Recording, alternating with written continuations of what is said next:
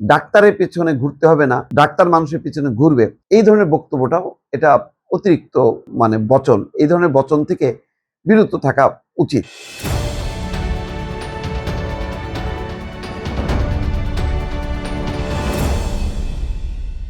স্বাস্থ্যমন্ত্রী সর্দার সাখাওয়াত হোসেন বকুল বলেছেন, ডাক্তারের পেছনে ঘুরতে হবে না, ডাক্তার মানুষের পেছনে ঘুরবে। আসলে কথাটা শুনলে বেশ চমক লাগে, ভালো লাগে। কিন্তু পাশাপাশি আরেকটা ঘটনা বলি। ছাত্র ইউনিয়নের সভাপতি মেঘমাল্লার বসু ২০টা ঘুমের বড়ি খেয়ে আত্মহত্যা করার চেষ্টা করেছেন। তাকে দ্রুত বেগে হাসপাতালে নেওয়া হয়েছে, অর্থাৎ ডাক্তারের কাছে নেওয়া হয়েছে। এখন মানুষ ডাক্তারের কাছেই যাবে, ডাক্তার কখনো মানুষের কাছে যাবে না। বিষয়টা হলো যে ডাক্তারের কাছে যাওয়ার পর সে স্বাস্থ্য সেবাটা পাচ্ছে কিনা, কম মূল্যে স্বাস্থ্য সেবাটা পাচ্ছে কিনা, এটা জরুরি। এখন ডাক্তাররা মানুষের পিছনে দৌড়াবে, এর অর্থটা কি? এটার কিন্তু আসলে কোনো অর্থ নেই।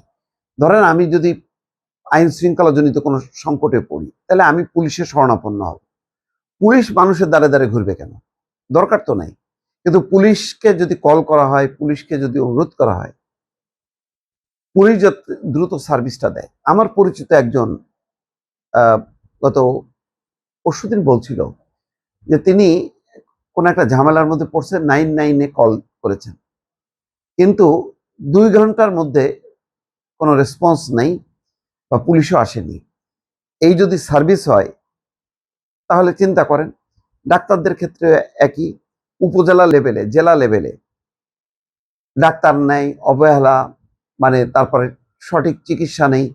এই জায়গাগুলো এনশিওর করা দরকার। এখন ধরেন আমি স্টান্টবাজি করলাম নানা রকম ভাবে, যে ডাক্তার দৌড়াবে মানুষের পিছনে, এটা বাংলাদেশে কোনোদিনও হবে না, কোনোদিনও হবে না।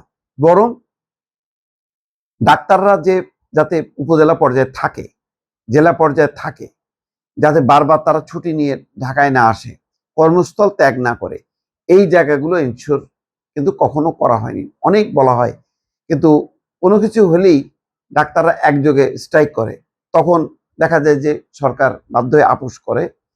কারণ ডাক্তাররা ধর্মঘট করা, আন্দোলন করা রোগীর, মানুষের জীবনের জন্য ঝুঁকিপূর্ণ হয়ে যায়।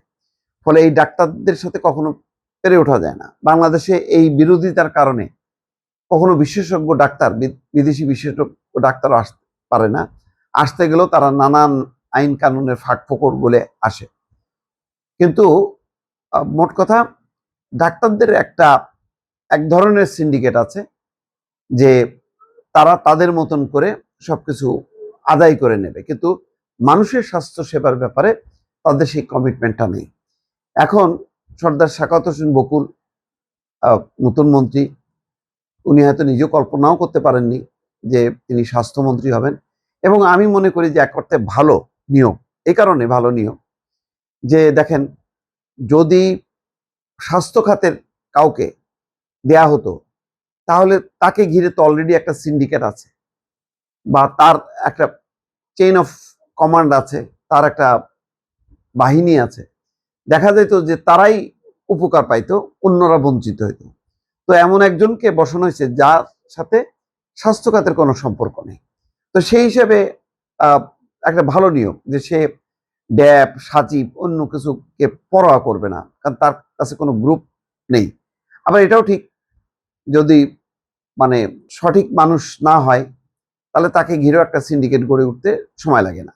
আশা করি সর্দার সাখাওয়াত হোসেন বকুল বিচক্ষণ, তার প্রশংসা আছে নেতা হিসেবে, সুতরাং তিনি এই বিষয়গুলি বুঝবেন। কিন্তু ওই কথাগুলোর ব্যাপারে সতর্ক থাকতে হবে। যেমন শেখ রবিউল আলম একটা, বলতে গেলে বেকায়দাই পড়েছে, যে চাঁদাবাজি তিনি দেখছেন না, তিনি দেখছেন যে সমঝোতার ভিত্তিতে টাকা তোলাকে চাঁদাবাজি বলা হয় না। এই যে একটা থিওরি দিলেন, এটা মানুষ অ্যাকসেপ্ট করেনি।